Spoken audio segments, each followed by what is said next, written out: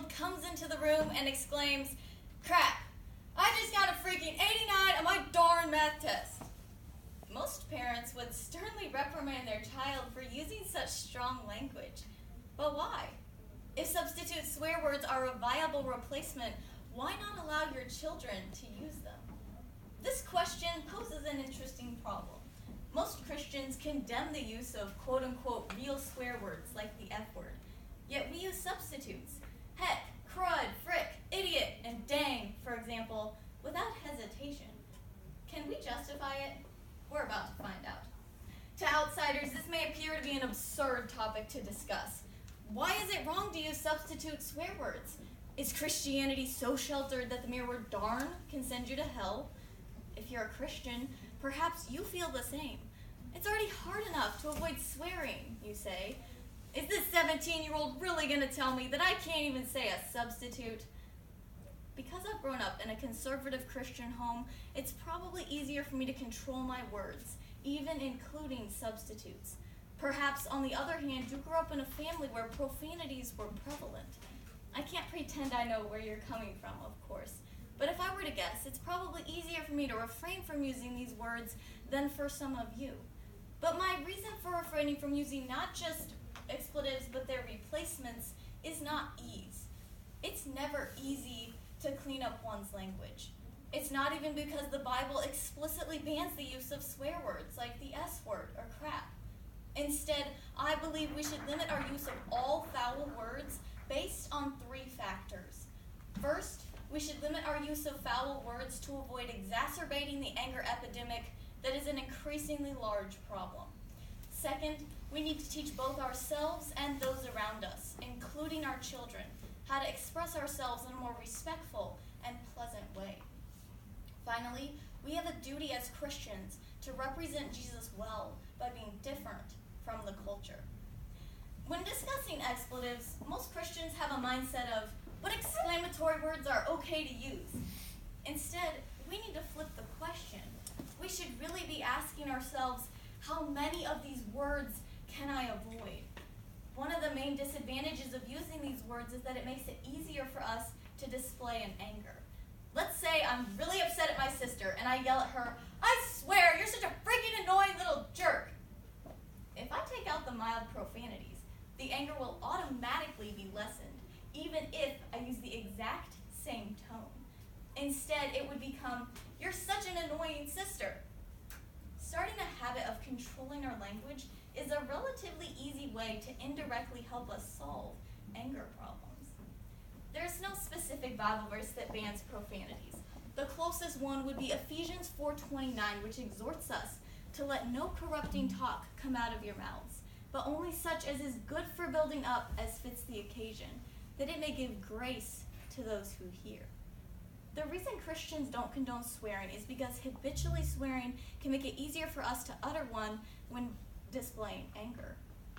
Do you think Jesus uttered such words when he came to earth? The most common objection I hear is that expletives aren't always said in anger, but that sometimes they're said as a joke. Of course, that's true. But does that mean it's justified? Matthew 12:36-37 says, "I tell you, on the day of judgment, people will give account for every careless word they speak. For by your words you will be justified, and by your words you will be condemned." We will give account for every careless word we speak. When we start a habit of using expletives or their replacements in jest, they become careless words. Soon they slip out when we're upset at our parents or our siblings. Unfortunately, our culture has completely desensitized us to the implications of the words we commonly use. In their view, it's already funny for someone to say freaking instead of the F-bomb. But we're called to something higher than that. We're called to refrain from even saying "you fool" to our brother in anger. God doesn't give us commands because he wants to watch us suffer. He calls us to refrain from using corrupt and careless words because they help us to stay away from anger. But Tiffany, you ask, if I'm really frustrated, what am I supposed to say? Surely you don't expect me to say, "I am sorely ill-disposed at this current predicament and my patience waneth thin." No, King Arthur, I don't. But we should attempt to find an effective replacement. As missionary William Ward put it, profanity is the use of strong words by weak people. Out of the millions of words in our vocabulary, why do we have to pick these ones? Think back to the example I opened my speech with. Why is it wrong for kids to express themselves in this manner? It's because there are more respectful and pleasant ways to articulate those thoughts. Ever wonder why TED Talk speakers never use these kinds of words in their presentations? It's the same reason. As psychologist Adam Sinicki says, on average, we rate people's intelligence lower if they swear a lot. It's no wonder a University of Arizona study found that women in critical health conditions received less emotional support from family members when uttering profanities, even including the less serious word, crap. Expletives and euphemisms display a lack of maturity and inability to thoughtfully present a position. No one wants to hear a child moan and groan about how their stupid math test was so hard. Instead, we encourage them to find different words that are useful for building up others and themselves. We should apply this same principle. Even though the world may tell us that it's good to express ourselves and get it out of our systems, that still doesn't justify using them.